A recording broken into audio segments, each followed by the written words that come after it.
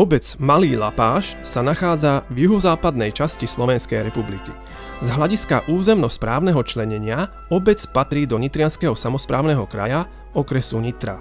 Susedí s obcami Pohranice na severe, Dolné Obdokovce na východe, Veľký Lapáš na juhu, Nitra Chrenová na západe a s Nitrianskymi Hrnčiarovcami na severozápade.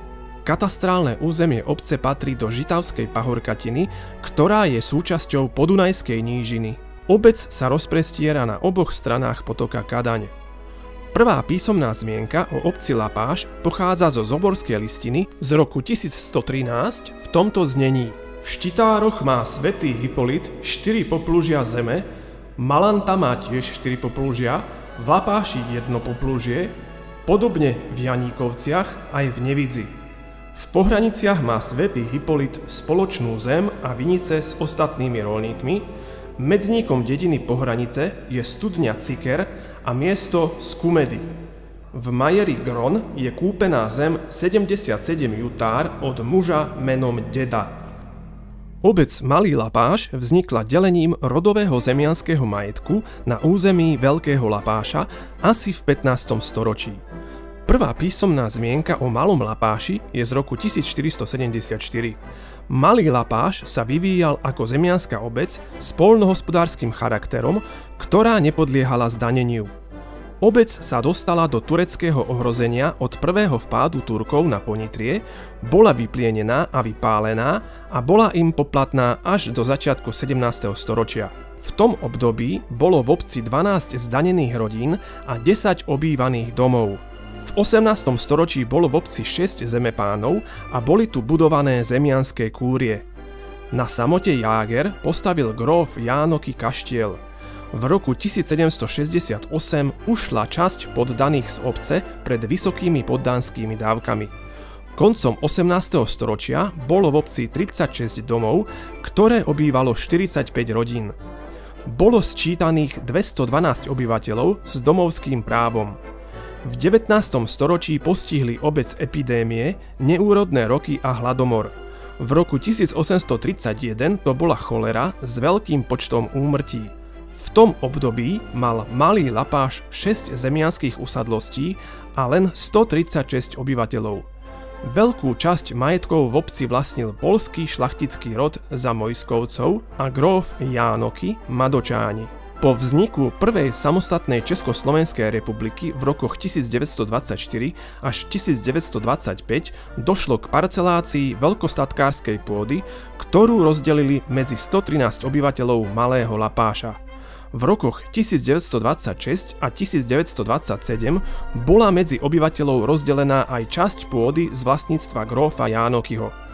Ďalšia časť jeho majetku bola skonfiškovaná po znárodnení v roku 1945 a bola rozdelená medzi drobných prídelcov v roku 1947. Časť katastra obce Pohranice, ktorá patrila pôvodne Jánokymu, bola v roku 1954 začlenená do katastra obce Malý Lapáš. V roku 1960 bol Malý Lapáš zlúčený s Veľkým Lapášom a vznikla tak obec Lapáš. V roku 1990 sa Malý Lapáš po úspešnom referende osamostatnil. Na území obce Malý Lapáš sa nachádza niekoľko evidovaných archeologických lokalít. Prvá z nich sa nachádza v polohe pod Janíkovskou cestou, kde bolo doložené osídlenie z obdobia mladšej a neskorej doby kamennej. Druhou lokalitou je polykultúrne sídlisko potvrdené viacerými výskumami rodinných domov, nachádzajúcich sa v bezprostrednej blízkosti navrhovanej stavby. Archeologickým výskumom v roku 2010 bol objavený sídliskový objekt datovaný do obdobia praveku. Rozsiahly objekt datovaný do doby rímskej bol zachytený archeologickým výskumom v roku 2013. Doklady pravekého osídlenia boli v tom istom roku potvrdené i v rámci stavby rodinných domov.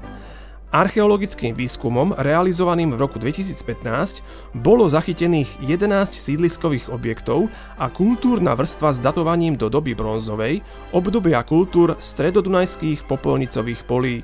V roku 2017 bol vykonaný archeologický výskum, počas ktorého boli objavené ďalšie 4 sídliskové objekty zaradené do doby bronzovej.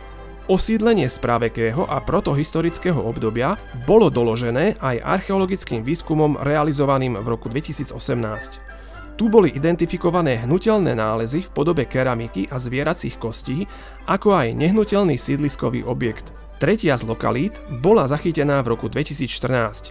Archeologickým výskumom boli zistené sídliskové objekty patriace do mladšej doby kamennej, tzv. Lendelskej kultúry.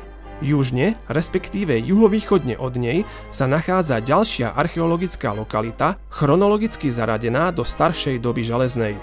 Vysledované boli sídliskové objekty z doby halštatskej Vekerzukskej skupiny. V katastri obce sa nachádzajú ostatky kaštieľa Pusta Jagry, z ktorého sa v súčasnej dobe zachovala jedna časť klenby, ktorá je dnes súčasťou rodinného domu.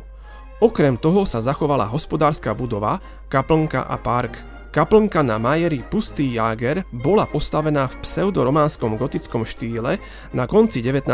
storočia. Kultúrno-historickými pamiatkami sú aj prícestná socha svätého Jána Nepomuckého z roku 1816 a prícestná socha svätej Anny z roku 1879. V obci sa nachádza materská škola, kde starostlivosť o deti zabezpečuje 8 učiteľov. Je tu aj pohostinstvo a spoločenská miestnosť v budove s názvom Dom číslo 85. Kultúrny a spoločenský život v obci je podmienený najmä prítomnosťou rímsko-katolíckeho farského kostola.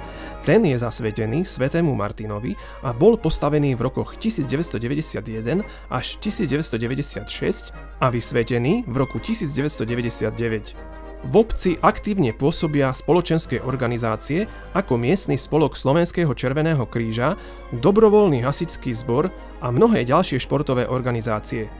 Aktivity kultúrneho, ale aj vzdelávacieho charakteru sú v obci zabezpečené prostredníctvom miestnej knižnice, ktorá bola založená v roku 1962 a svoju činnosť obnovuje v roku 2024. Športový areál sa nachádza pri potoku Kadaň v severozápadnej časti obce.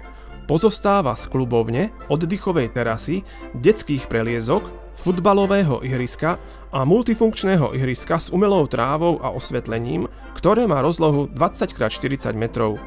Celý komplex slúži na organizáciu menších futbalových a tenisových zápasov, spoločenských akcií pod holým nebom a najmä na organizáciu súťaže dobrovoľného hasičského zboru.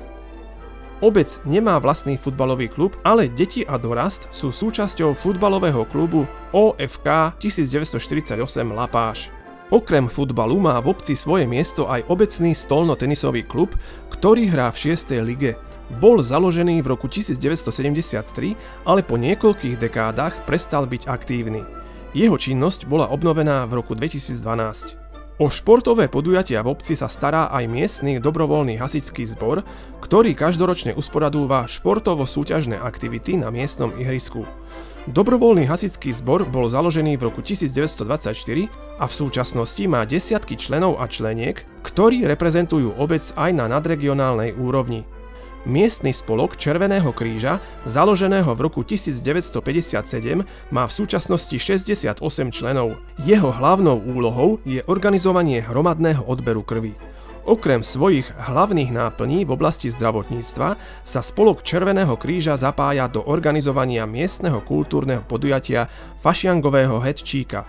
V obci sa tradične usporadúva fašiangová zábava vo februári, stavanie májov, slávnosť svätého Urbana na Viniciach, letná záhrada, hasičská súťaž o pohár starostu obce, rozlučka s letom, hodová zábava a Silvester.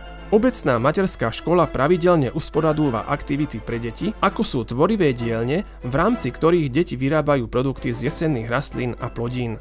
Medzi ďalšie detské podujatia patrí Strašidielkový deň, Mikuláš, zdobenie medovníkov, Vianočná akadémia, karneval, Akadémia ku dňu matiek a Medzinárodný deň detí, v rámci ktorého je organizovaný celodenný výlet. Na záver dňa sa organizuje opekačka pre deti s rodičmi. Obec Malý Lapáš si v roku 2024 pripomína 550. výročie prvej písomnej zmienky. Nielen pri tejto príležitosti si vedenie obce vytýčilo cieľ byť atraktívnou obcou, v ktorej obyvatelia budú žiť v upravenom a čistom prostredí, s komplexne vybudovanou technickou a sociálnou infraštruktúrou a zachovanou duchovno-kultúrnou identitou.